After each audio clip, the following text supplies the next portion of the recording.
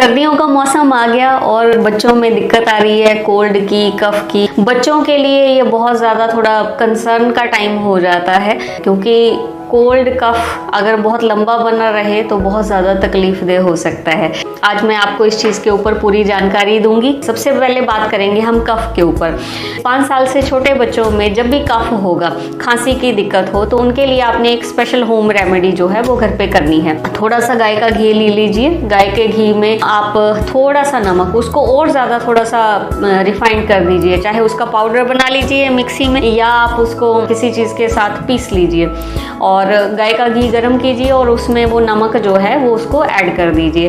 और गर्म गाय के घी के साथ छोटे बच्चे की सामने फ्रंट की चेस्ट की हल्के हल्के हाथ से रात के टाइम में, जब आपने सोना है तब रात के टाइम में बच्चे की छाती की अच्छे से मालिश कर दीजिए और उसकी अपर बैक पूरी तरह से उसको मालिश करके उसके बाद उसको इनर या वार्मर्स आप पहना दीजिए। अगर आप 3-4 दिन लगातार करते रहेंगे, करना रात के समय ही है, क्योंकि रात का समय ऐसे होता है उस टाइम पे बात और कफ दोनों एग्रावेट होते हैं। तो जब भी बच्चों को खांसी होगी, वो ज़्यादा खांसी का टाइम रात का ही होता है, इसलिए आपने लंग्स को, चेस्ट को रात के टाइम में अच्छे से वार्म कर देना है।